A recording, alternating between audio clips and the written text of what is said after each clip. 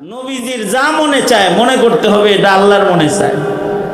নবীজি যা বলে সব আল্লাহ যা বলে রাসূল তাই বলে, নবীজি তাই বলে।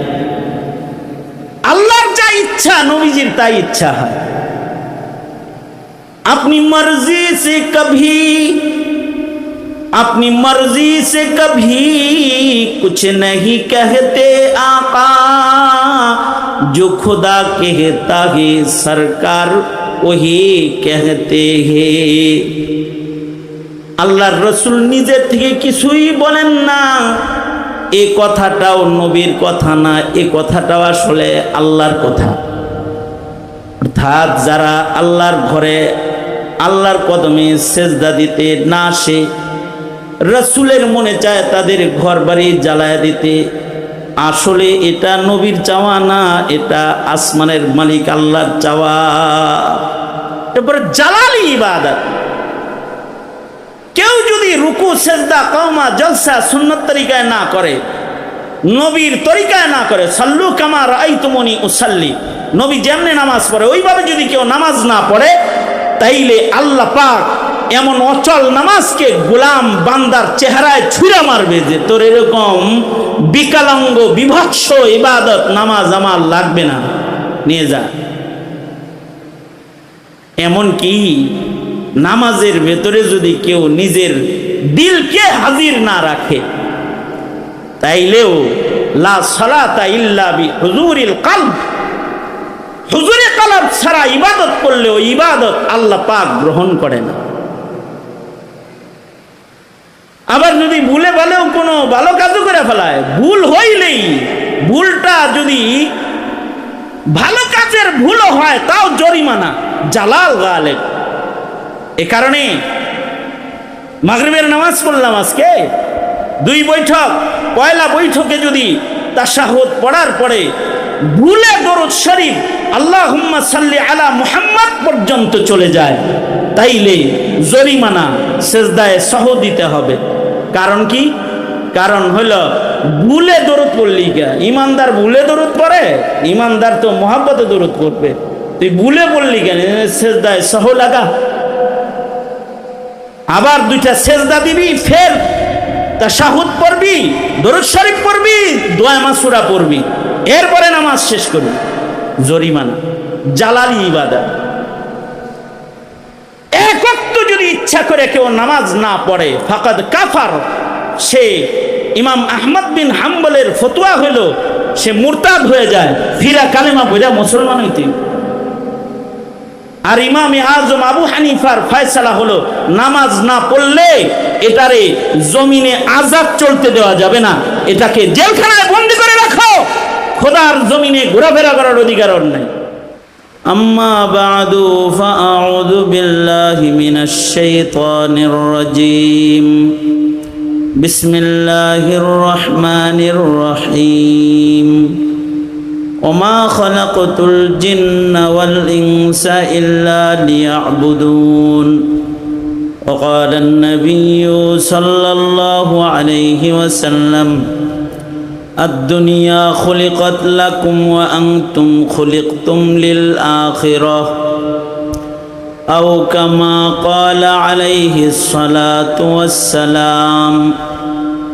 اللهم صل على محمد وعلى آل محمد كما صليت على إبراهيم وعلى آل إبراهيم إنك حميد مجيد.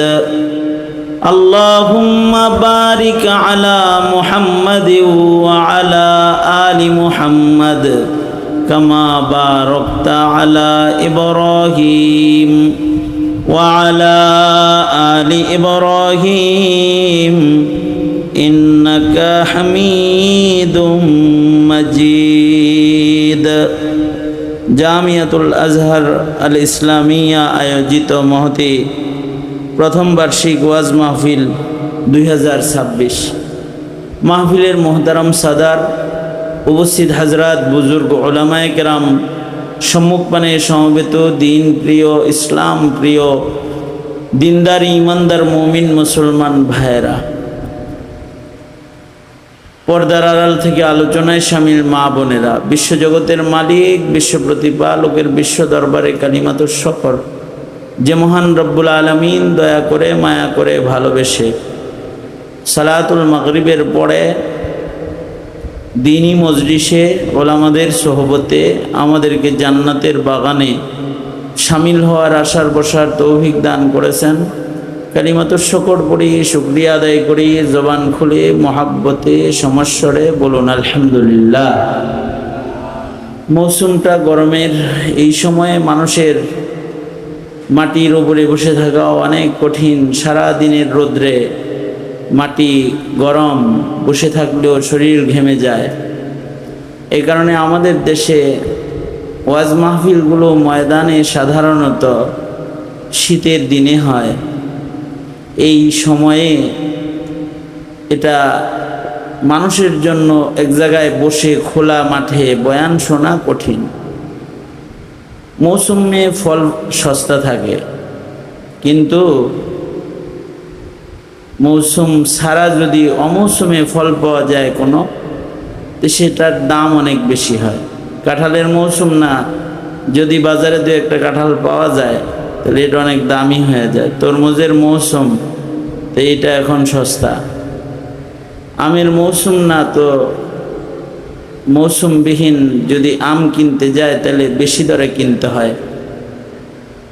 সুতরাং এই ওয়াজের মৌসুম এটা না।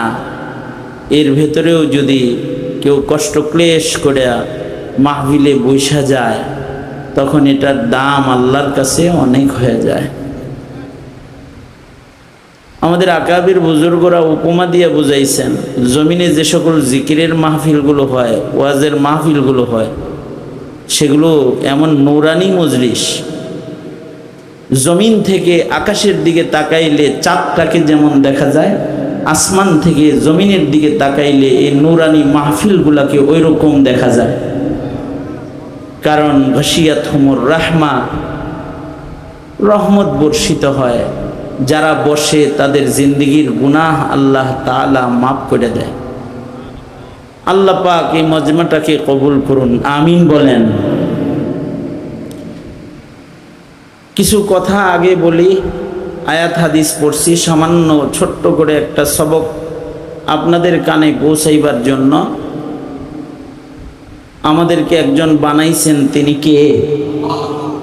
তিনি উদ্দেশ্যবিহীন আমাদেরকে বানান নাই। কি উদ্দেশ্যে বানাইছেন তাও তিনি নিজেই বলে দিছেন। আমাদেরকে তিনি বানাইছেন আমরা যেন তার ইবাদত করি, ইবাদত করার জন্য। মাকসাদ হলো লিয়াবুদুন, ইবাদত বন্দিগি আমরা করব, এই মাকসাদে আমাদেরকে আল্লাহ তাআলা বানাইছেন। ইবাদতের ভেতরে কি আছে? আব্দুল্লাহ ইবনে আব্বাস রাদিয়াল্লাহু আনহুমা বলেন, লিয়াবুদুন আই লিয়াশিকুন, ইবাদতের ভেতরে খোদার প্রেম আছে, ভালোবাসা আছে। বান্দা ইবাদত যে বেশি করে সে আল্লাহকে ভালো বেশি বাসে। আল্লাহর ভালোবাসা প্রকাশের মাধ্যম হলো ইবাদত। যার জীবনে ইবাদত বেশি, তার ভেতরে আল্লাহ পাকের মোহাব্বত বেশি। সৃষ্টির উদ্দেশ্য কি? সকল সৃষ্টিকেই আল্লাহ বানাইছেন। হাদিসে কুদসি আল্লাহ পাক বলেন, আমি আল্লাহ পাক ইচ্ছে করলেন আন ওহাব্বাবা, যে আল্লাহ পাককে কেউ ভালোবাসবে। আল্লাহ পাক এই ভালোবাসাটা পাবেন কেমনে? আল্লাহ ভালোবাসা পাওয়ার জন্য মাখলুকাত বানাইছেন। ফা খালাকতুল খালকা, মোহাব্বত লাভের জন্য আল্লাহ পাক মাখলুক বানাইছেন, যে মাখলুকরা সবাই মিলা আল্লাহরে ভালোবাসবে। এ কারণে সকল মাখলুকাত আল্লাহকে ভালোবাসে। সকল মাখলুকাত তাদের ভালোবাসা প্রকাশ করে কি দিয়া? আল্লাহ বলেন, ওরা সবাই জিকির করে। ইউসাব্বিহু লিল্লাহি মা ফিস সামাওয়াতি ওয়া মা ফিল আরদ, আসমান জমিন এর ভেতরে যা আছে সবাই আল্লাহ পাকের জিকির করে। আল্লাহ পাকের স্মরণ ও জিকিরের মাধ্যমে তারা আল্লাহর মোহাব্বত প্রকাশ করে। কিন্তু আল্লাহ আরো বেশি ভালোবাসা চান। ফেরেশতারাও ইবাদত করে, এই ইবাদত না আরো প্রেমের ইবাদত চান। এই কারণে আল্লাহ পাক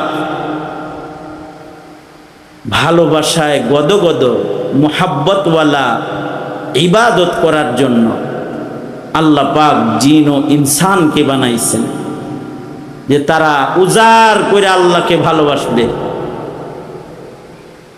दर्द दिल के वास्ते पैदा किया इंसान को, दर्द दिल के वास्ते पैदा किया इंसान को, वरना तौअत के लिए कुछ कम न था कर्रुबिया, वरना तौअत के लिए कुछ कम न था कर्रुबिया। মোহাব্বতের গোলামি করার লেগেই আল্লাহ পাক মানুষ বানাইছেন। কষ্ট, এই কষ্ট বরদাস্ত করেও বসে থাকে, কষ্ট এরপরেও শীতের দিনে কষ্ট বরদাস্ত করে ঠান্ডা পানি দিয়ে ওযু করে, কষ্ট ঘেমে যায়, এরপরেও ঘাম গরম বরদাস্ত করে সময় মতো মসজিদের পয়লা কাতারে নামাজে আল্লাহর প্রেমে দাঁড়ায় থাকে, সেজদায় লুটায়া পড়ে। এই প্রেমের ইবাদত, এটার জন্য আল্লাহ পাক মানুষ বানাইছেন। উদ্দেশ্যই হইল যে ইবাদতের মাধ্যমে মানুষ আল্লাহর সাথে প্রেম করবে, এই মাকসাদে আল্লাহ পাক বানাইছেন। ওমা খালাকতুল জিন্না ওয়াল ইনসা ইল্লা লিয়াবুদুন। এ কারণে মানুষকে রকমারি ইবাদত আল্লাহ পাক দান করেছেন। বুনিয়াল ইসলাম আলা খামস, ইসলামের পঞ্চ স্তম্ভ, এর ভেতরে একটা হলো ঈমান, এরপরে চারটা হলো ইবাদত, ফরজ ইবাদত। মৌলিকভাবে যত ইবাদত মানুষ করে সব ইবাদতগুলা দুই প্রকার। মৌলিকভাবে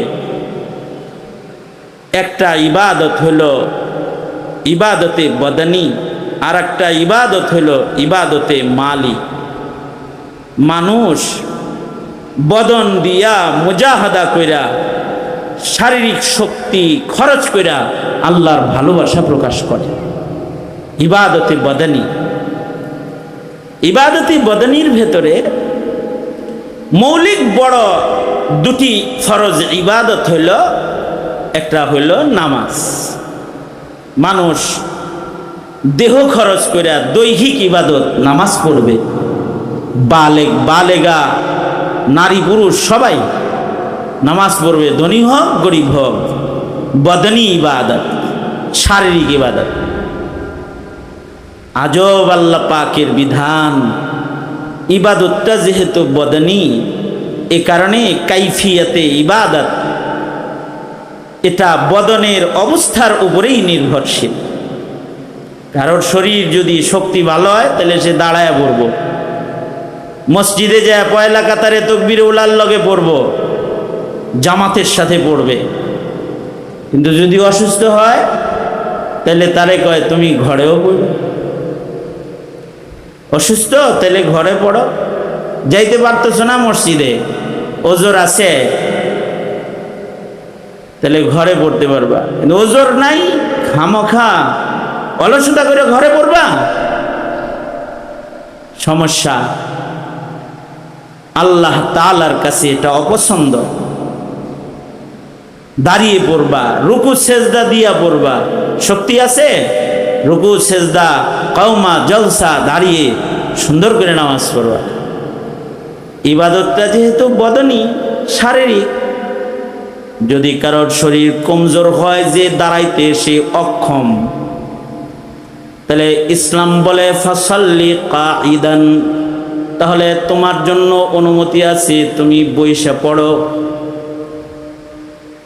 শরীর যদি বসার উপযুক্ত না হয় যে তোমার শুয়ে থাকতে হয়, ইবাদত তোমার মাপ নাই। ফাসাল্লি ইমান, ইশারায় ইশারায় শুয়ে শুয়ে পড়ো। আজব আল্লাহ পাকের নিয়ম, কারণ সুস্থতা অসুস্থতার মালিক আল্লাহ। আল্লাহ যাকে সুস্থ রাখে সে সুস্থ থাকে, আল্লাহ যাকে সবল বানায় সে সবল রয়, আল্লাহ যাকে দুর্বল বানায় দেয় সে দুর্বল হয়, আল্লাহ যারে অসুস্থ বানায় দেয় সে অসুস্থ হয়ে বিছানায় শুয়ে রয়। এ কারণে সব দেওয়ার সময় অসুস্থরে সুস্থের মতনই দেয়। বিছানায় শুয়ে শুয়ে ইশারায় নামাজ পড়লেও রব্বুল আলামিন সুস্থ বদনে মসজিদের পয়লা রাকাতে পয়লা কাতারে দাঁড়ায়া তাকবীরে উলার নামাজ পড়ে যে সওয়াব পেয়েছে, অসুস্থ বদনে ইশারা কইরা নামাজ পড়ে ঘরের ভেতরে রব্বুল আলামিন তাকে মসজিদের পয়লা কাতারের তাকবীরে উলার সওয়াব তার গোলামকে আল্লাহ পাক দিয়ে দেয়। কারণ ইবাদতটা হলো বদনী ইবাদত। বদন দুর্বল তো তুমি ঘরে পড়েও সবলের সওয়াব পেয়ে যাইবা, কিন্তু মাপ নাই, করতেই হইব। ইবাদতে বদনী, রোজা ইবাদতে বদনী, বদন দিয়া রাখতে হয়। তবে নামাজ আর রোজার ভেতরে আলাদা আরেকটা রুহানি জিনিস আছে, সেটা হলো নামাজ হলো জালালি ইবাদত আর রোজা হলো জামালি ইবাদত। নামাজ জালালি ইবাদত। এই এদিকে তাকা বেটা, কি হুজুর কি ধমক তার দিল, ধমক দিব না, চুমা দিব তোমারে মিয়া। এদিকে তাকাও, কথা বলতে কষ্ট না? আমারও তো ব্যস্ততা আছে, আমি কথা বলতেছি কি থোড়াই। যে কয়জন বসা আছে এদিকে খেয়াল করবা। আমাদের বাংলাদেশে ভালো করে বললে শোনে না দেখে এরকম মানে তেরা করে বলতে হয় মাঝে মধ্যে। বাঙালির একটা নিয়ম আছে, সোজা আঙ্গুলে ঘি ওঠে না, ঠিক না? হ্যাঁ, এরকম না? ভালো করে বললে শুনবার চায় না। হাসি না শুনে নাই, ভালো করে বলছে শুনে নাই, পরে যখন আঙ্গুল বাঁকা করছে তখন হেলিকপ্টারে চলে গেছে গা। বাঙালি সোজা কথা শুনতে চায় না, আঙ্গুলি বাঁকা করতে হয়। এ কারণে বিরোধী দল লাগে। বিরোধী দল কি লেগে লাগে? ওই যে আঙ্গুল বাঁকা কোনো লোক মাঝে মাঝে। তখন সরকার যদি উল্টাপাল্টা হয়ে যায় তো বিরোধী দল বাঁকা একটা দরকার হয়, যে আঙ্গুল বাঁকা করে বয়ে থাকবো, যে মুসলমানের মাটিতে যাতা করতে আসলে প্রতিরোধ গড়ে তোলা হবে বলতে হয়। সোজা কথা শুনবার চায় না কেউ। বারহাল আমি ওই কথা বলতে বসি নাই, আমি কিন্তু কিছু নসিহত করতেই বসছি এরাদা করে, তাই নসিহতই করতেছিলাম। যারা বসছেন মুতাওয়াজ্জিহান ইলা জিহাদিল হুজুর, আপাতত এইদিকে খেয়াল করেন। আমি যেটা বললাম, বদনী ইবাদত মৌলিকভাবে ফরজ দুইটা, নামাজ রোজা। তবে নামাজের ভেতরে জালাল আর রোজার ভেতরে হলো জামাল। আল্লাহ পাকের জালাল, নামাজের বেলায় আল্লাহ পাক জালাল প্রদর্শন করেন, আর রোজার ভেতরে জামালি হালাত আছে। এ কারণে নামাজের গুরুত্ব যারা না দেয় তাদের উপরে আল্লাহ পাক রেগে যান। কেউ যদি জামাতে নামাজে না আসে, তাহলে রাসূল বলেন কি, নামাজের সব সুজা করতেছেন আল্লাহর রাসূল। সাহাবীদেরকে আল্লাহর নবী বলে, আমার মনে চায় যে আমার জায়গায় কাউকে ইমাম বানায়া তোমাদেরকে নামাজের জন্য দিয়া যায়া, যারা যারা মসজিদে আসে নাই, ঘর থেকে বেরোয় আল্লাহর ঘরে যারা আসে নাই, আমার মনে চায় যে তাদের ঘর বাড়ি আমি আগুন দিয়া জ্বালায়া দিই। রাসূল বলে মসজিদে দাঁড়ায়া দাঁড়ায়। আসলে কি এটা রাসূলের মনে চায়? আসলে তা নবীজির যা মনে চায় মনে করতে হবে এটা আল্লাহর মনে চায়। নবীজি যা বলে সব, আল্লাহ যা বলে রাসূল তাই বলে, নবীজি তাই বলে। আল্লাহর যা ইচ্ছা নবীজির তাই ইচ্ছা হয়। अपनी मर्जी से कभी अपनी मर्जी से कभी कुछ नहीं कहते आका, जो खुदा कहता है सरकार वही कहते हैं। আল্লাহর রাসূল নিজের থেকে কিছুই বলেন না। এই কথাটাও নবীর কথা না, এই কথাটাও আসলে আল্লাহর কথা। অর্থাৎ যারা আল্লাহর ঘরে আল্লাহর কদমে সেজদা দিতে না আসে, রাসূলের মনে চায় তাদের ঘর বাড়ি জ্বালায় দিতে, আসলে এটা নবীর চাওয়া না, এটা আসমানের মালিক আল্লাহর চাওয়া। এরপরে জালালি ইবাদত। কেউ যদি রুকু সেজদা কওমা জলসা সুন্নত তরিকায় না করে, নবীর তরিকায় না করে, সাল্লু কামা রাআইতুমুনি উসাল্লি, নবী যেমনি নামাজ পড়ে ওইভাবে যদি কেউ নামাজ না পড়ে, তাইলে আল্লাহ পাক এমন অচল নামাজকে গোলাম বান্দার চেহারায় ছুঁড়ে মারবে যে তোর এরকম বিকলাঙ্গ বিভৎস ইবাদত নামাজ আমার লাগবে না, নিয়ে যা। এমন কি নামাজের ভেতরে যদি কেউ নিজের দিলকে হাজির না রাখে, তাইলেও লা সালাতা ইল্লা বি হুজুরিল কলব, হুজুরে কলব ছাড়া ইবাদত করলেও ইবাদত আল্লাহ পাক গ্রহণ করে না। আবার যদি ভুলে ভালেও কোনো ভালো কাজও করে ফেলায়, ভুল হইলেই, ভুলটা যদি ভালো কাজের ভুলও হয় তাও জরিমানা, জালাল গালেব। এ কারণে মাগরিবের নামাজ পড়লাম আজকে 2 বৈঠক, পয়লা বৈঠকে যদি তাশাহুদ পড়ার পরে ভুলে দরুদ শরীফ আল্লাহুম্মা সাল্লি আলা মুহাম্মদ পর্যন্ত চলে যায়, তাইলে জরিমানা সেজদায়ে সাহু দিতে হবে। কারণ কি? কারণ হলো ভুলে দরুদ পড়লি কে? ইমানদার ভুলে দরুদ পড়ে? ইমানদার তো মোহাব্বতে দরুদ পড়বে। তুই ভুলে পড়লি কেন? সেজদায়ে সাহু লাগা, আবার 2টা সেজদা দিবি, ফের তাশাহুদ পড়বি, দরুদ শরীফ পড়বি, দোয়া মাসুরা পড়বি, এরপরে নামাজ শেষ করবি, জরিমানা, জালালি ইবাদত। এক ওয়াক্ত যদি ইচ্ছা করে কেউ নামাজ না পড়ে ফাকাদ কাফার, সে ইমাম আহমদ বিন হাম্বলের ফতোয়া হলো সে মুরতাদ হয়ে যায়, ফিরা কালেমা পড়া মুসলমান হইতে। আর ইমামে আজম আবু হানিফার ফয়সালা হলো নামাজ না পড়লে এটারে জমিনে আযাব চলতে দেওয়া যাবে না, এটাকে জেলখানায় বন্দী করে রাখো, খোদার জমিনে ঘোরাফেরা করার অধিকার ওর নাই যদি নামাজ না পড়ে। এই সকল বিধানগুলোকে, এই সকল বর্ণনাগুলোকে এক জায়গায় করলে প্রত্যেকটা অভিভাবক সে বাইর করতে পারবে তার ঘরে সে কয়টা মুরতাদ পালে।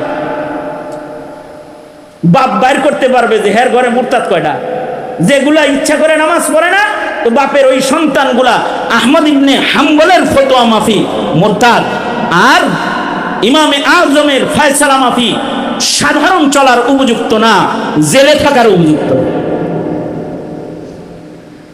আর যদি ইচ্ছা করে জামাত তরক করে, এক পর্যায়ে যদি জুমার নামাজ, এই যে জুমার নামাজ গেল, 3 জুমা যদি কেউ না পড়ে লাগাতার, তাইলে কুতিবা মিনাল মুনাফিকিন, রাসূল বলে আল্লাহ রাগ হয়ে তার নাম মুনাফিকের লিস্টে উঠায় দেয়। শুধুই মাত্র নামাজ বর্জন, জুমা বর্জন, এই 2টা দিয়া, এই 2টা মূলনীতি দিয়া ইমানদার কয়জন ঘরে পালেন আর মুনাফিক কয়টা পালেন বাইর করা সম্ভব। বুঝেন নি? জালালি ইবাদত।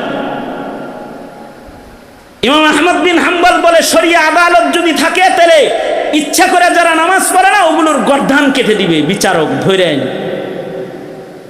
কারণ ও মুরতাদ, মুসলিম পরিচয়ে থাকতে পারবে না, ওর ঈমান নষ্ট হয়ে গেছে। এত শক্ত জালালি ইবাদত নামাজ। পক্ষান্তরে রোজা বদনী ইবাদত, জামাল, জামাল। শাওয়ালে রোজা রাখা 1.5 ঘন্টা 1.25 ঘন্টা দিন বড়, তো রোজার চাইতে দিন 1.5 ঘন্টা 2 ঘন্টা বড়। এখন শাওয়ালের শেষ দিকে রোজা রাখা পানি খায় আমাকে বলে, আব্বু পানি তো খেয়ে হলাই দিছি। মেয়ে, ইচ্ছা করে খাইছো না ভুলে খাইছো? ভুলে খাইছি। ইচ্ছা করে কি কেউ পানি খায় রোজা রাখা? ভুলে পানি খেয়েছো কেউ? ভুলে বাতি খেয়ে হালাই দিতা। কারণ ভুলে যদি তুমি পেট ভরা ভাতও খাইতা, এটা তো জামালি ইবাদত, এটা আল্লাহ পাক ভাত খাইলেও কইতো যা রোজা রাখছিলি ভুলেই তো খাইছ, কবুল করে নিলাম, কোনো সহযোগিতা লাগবো না। জালালি না, এটা জামালি ইবাদত। তবে নামাজের সহযোগী ইবাদত হইল যাকাত। এ কারণে কোরআনে কারীমে আকিমুস সালাহ ওয়া আতুজ যাকাত, আকিমুস সালাহ ওয়া আতুজ যাকাত, নামাজের কথা যেখানে আছে যাকাতের কথা সেখানে আছে, যুগল বর্ণনা। কারণ কি, যাকাত দিলে পরে দিল থেকে দুনিয়ার মোহাব্বত বাইর হয়, আর দুনিয়ার মোহাব্বত যত বাইর হবে নামাজ তত বেশি মজা লাগবে। এ কারণে সাদাকা যারা বেশি করে তাদের নামাজে লজ্জত বেশি হয়। আর রোজা হলো হজ্জে বাইতুল্লাহর সহযোগী ইবাদত। রোজা থাকলে মুজাহাদা হয়, সংযম হয়, মুশাক্কাত উঠাইতে হয়, গরমের ভিতরে রোজা রাখা কষ্ট করতে হয়।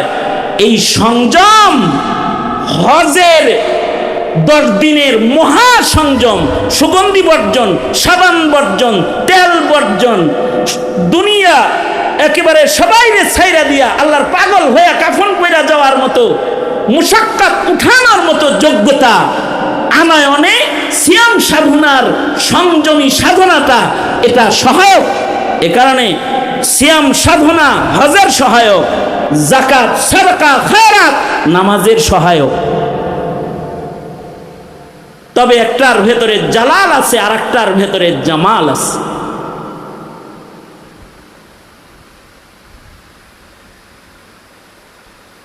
আর একটা ইবাদত হলো মুশতারিকা বাইনাল মাল ওয়াল বাদান, যেইটার মৌসুম এখন চলছে, হজের মৌসুম। এটা দেহ এবং মাল দুইটা দিয়া মুরাক্কাব, বদনের শক্তিও লাগবে, পার্থিবত্যও লাগবে। ওয়ালিল্লাহি আলান নাসি হিজ্জুল বাইত, কার জন্য হজ? মান ইসতাতা ইলাইহি সাবিলা, যার মক্কায় যাওয়ার মতো টাকা পয়সার মালিকানা আছে। শুধু দেহ থাকলে হজ ফরজ নয়। মুশতারিকা বাইনাল মালি ওয়াল বাদান, দেহও লাগবে টাকাও লাগবে, দুইটা যার থাকবে তার হজ্জে বাইতুল্লাহতে যাইতে হবে। যদি ইচ্ছা কইরা কোনো পয়সাওয়ালা সুস্থ মানুষ হজে না যায়, নবী বলে ফালিয়ামুত ইনশাআ নাসরানিয়ান ইনশাআ ইহুদিয়ান ওয়া ইনশাআ নাসরানিয়ান, সে ইহুদি হয়ে মরুক অথবা নাসারা হয়ে মরুক, আমার কিছু আসে যায় না।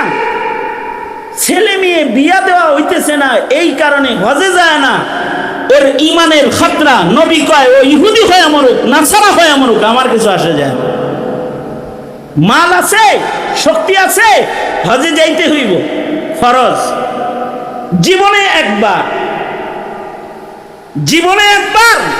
হজ্জে বাইতুল্লাহ ফরজ করেছেন, ওইটার মৌসুম চলছে।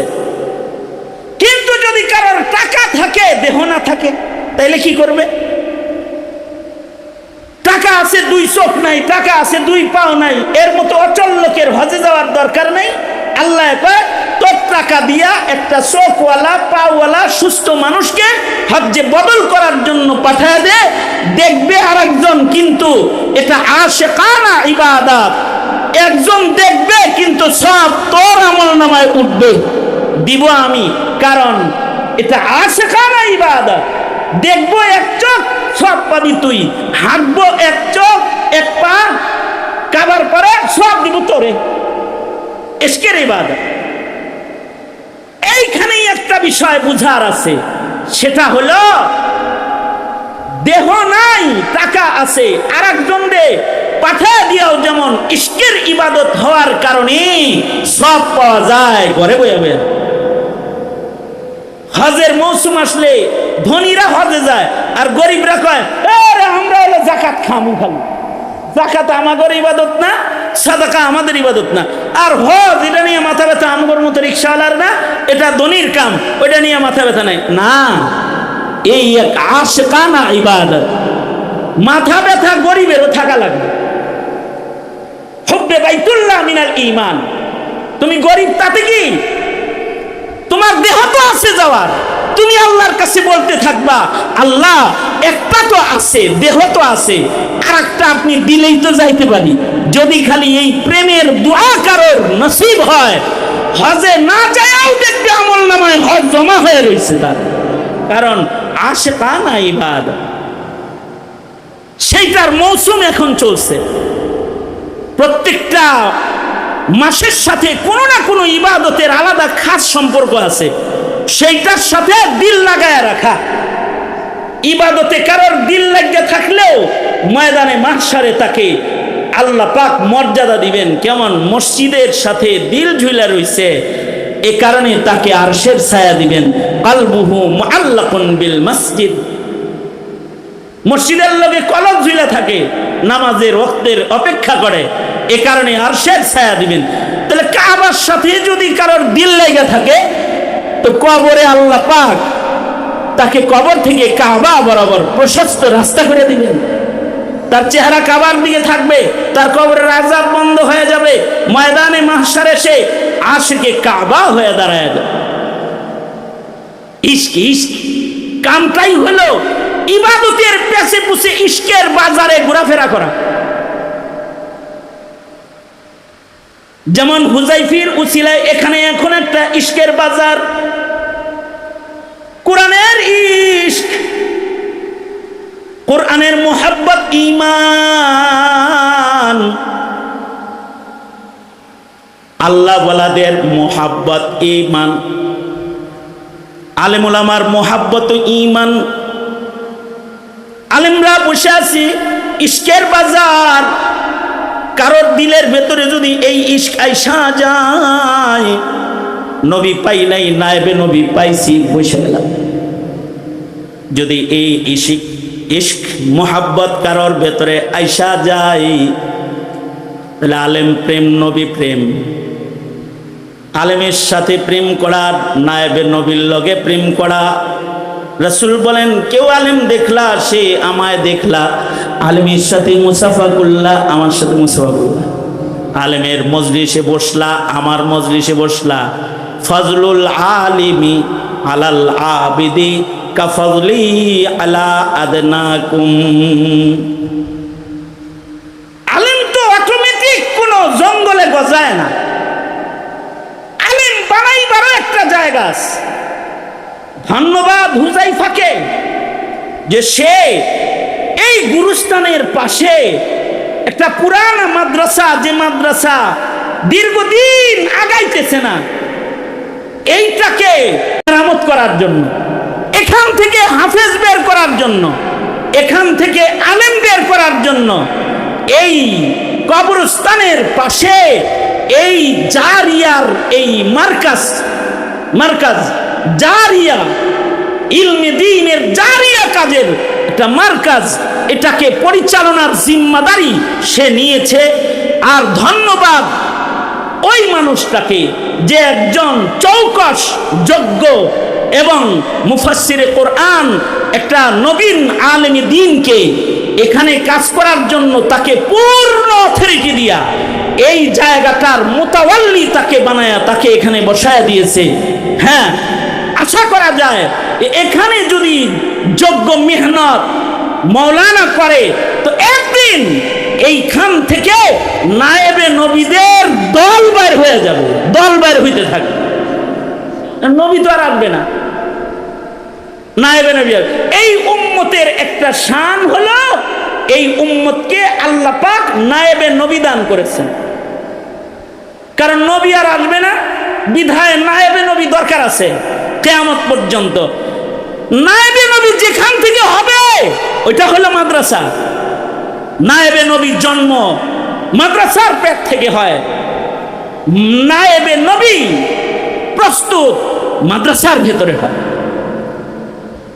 এইটা জীবিত মানুষের জন্য যতটা আনন্দের, তার চেয়ে কোটি বেশি আনন্দের হলো এই গুরুস্থানে যারা ঘুমায় রয়েছে তাদের, এই মরা মানুষগুলা যারা দল ধরে এই এলাকার কেন্দ্রীয় গুরুস্থানে ঘুমিয়ে আছে, ওরা অপেক্ষায় থাকে কখন এই ছেলেরা ফজরে উঠে কোরআন পড়া শুরু করবে আর এর আওয়াজ আর আনোয়ার ওদের কবরে প্রবেশ করবে। অপেক্ষায় থাকে ওরা অপেক্ষায় থাকে কখন এই তলবে ইলিমরা আমাদের গুরুস্থানটার পাশ দিয়ে হেঁটে যাবে, ওদের পায়ের ছোঁয়ার বরকতে আমাদের কবরের আযাব আল্লাহ পাক মাফ করে দিবে। ওরা অপেক্ষায় থাকে।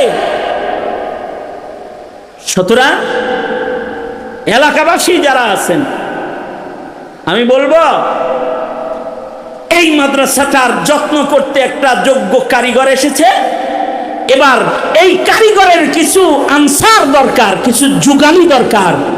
আমি আশা করব যুব সমাজ, বয়োবৃদ্ধ, আবাল বৃদ্ধ বনিতা যারা এলাকার আছে তারা এইটা গঠন করার যুগালি হয়ে যান।